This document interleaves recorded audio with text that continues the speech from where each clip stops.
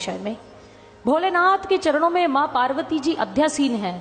स्कंद पुराण का दृश्य है और उसमें मां पार्वती पूछती हैं कि भोलेनाथ, कलयुग में तो बहुत सारे संत और गुरु हैं, हमें किसकी शरण में जाना होगा। भगवान भोलेनाथ जी जो गुरु की महिमा के विषय में बताते हैं, इस हिस्से को गुरु गीता कहते हैं। और भोलेनाथ जी ने कहा, पार्वती, इस संसार में 7 प्रकार की श्रेणी के गुरु होते हैं: सूचक, वाचक, बोधक, निषिद्ध, विहित, कारणाख्य और परम गुरु। और भगवान भोलेनाथ जी क्या बता रहे हैं, इसे ध्यान से श्रवण करिएगा। भोलेनाथ जी ने पार्वती मां को कहा, वर्ण जाल मिदं तद्वत बाह्य शास्त्रम तु लौकिकम यस्मिन देवी समभ्यस्तं स गुरुहु सूचकः स्मृता। जो हमें बाह्य शास्त्रों का अभ्यास करना सिखाए उसे सूचक गुरु कहा गया।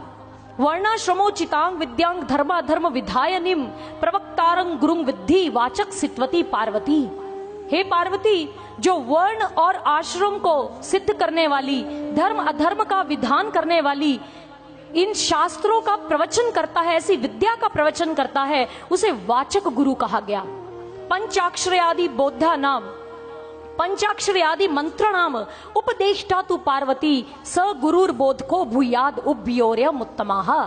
जो मात्र पंचाक्षरी मंत्र का दान देता है, ऐसी शिक्षा आपको देता है, उसे बोधक गुरु कहा गया है भोलेनाथ जी के अनुसार। आगे वो बताते हैं, मोह मारण वश्यादि तुच्छ मंत्रोपदर्शिनम निषिद्ध गुरु रित्याहु पंडिताः तत्वदर्शिनाः। जो मोहन, मारण, वशीकरण आदि तुच्छ मंत्रों का उपदेश देता है, तत्वदर्शी महापुरुष विद्वान लोग उन्हें निषिद्ध गुरु की श्रेणी में रखते हैं। अनित्यमिति निर्दिश्य संसारे संकटाल्यम वैराग्य पथ दर्शी यह स गुरुर विहितः प्रिय। हे प्रिय पार्वती, यह संसार अनित्य है, दुखों का घर है, ऐसा वैराग्य का रास्ता दिखाने वाला जो गुरु है, उसे विहित गुरु की श्रेणी में रखा गया, उसे विहित कहा गया। आगे उन्होंने कहा, तत्वम स्यादि वाक्यानाम उपदेष्टा तु पार्वती कारणाख्यो गुरु प्रोक्तो भव रोग निवारकः। जो तत्वमसि महावाक्य का उपदेश देता है, उसे कारणाख्य गुरु कहा गया। और आगे भोलेनाथ जी कहते, ध्यान से सुनना पार्वती, जलानांग सागरो राजा यथा भवती पार्वती गुरुणांग तत्र सर्वेशांग राजायंग परमो गुरु। जिस प्रकार सभी नदियों का राजा मुखिया सागर होता है, ये सूचक, वाचक, बोधक, निषिद्ध, विहित, कारणाख्य जो 6 श्रेणी के गुरु बताए हैं, इन सभी का राजा परम गुरु होता है और उसी की शरण में तुम्हें जाना होगा पार्वती, जो कलिकाल का जीव है। और मां पार्वती ने कहा, भोलेनाथ, उस परम गुरु के विषय में तो व्याख्या कीजिए। भोलेनाथ जी ने कहा, अखंडैक रस ब्रह्म नित्य मुक्तम निरामयम स्वस्मिन संदर्शितं येन भवेदस्य देशिकः। वह ईश्वर जो अखंड है, निराकार है, प्रकाश रूप में हम सभी के आंतरिक जगत में बैठा है, जो उस प्रकाश को दिखाएगा पार्वती, वही परम गुरु है और वही सच्चा गुरु है, वही दिव्य गुरु है। उसी की शरण में जाना, वही मेरा वास्तविक स्वरूप दिखा सकता है।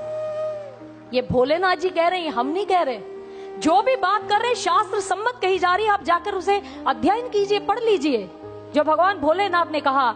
इसीलिए भगवान श्री कृष्ण जी जो माखन चुराते हैं, वो कहते हैं ये मटकी शरीर का प्रतीक है, ये मटकी फूट जाती है, ये शरीर भी एक दिन नष्ट हो जाएगा, साथ भी नहीं जाएगा। ये 5 तत्वों का पुतला यही रह जाएगा, जो साथ जाएगा वो सार है, जैसे माखन, वो हमारी आत्मा है। इसलिए आत्मा के कल्याण के विषय में सोचो, ये आत्मा जिसकी है उसका दर्शन करने के विषय में सोचो।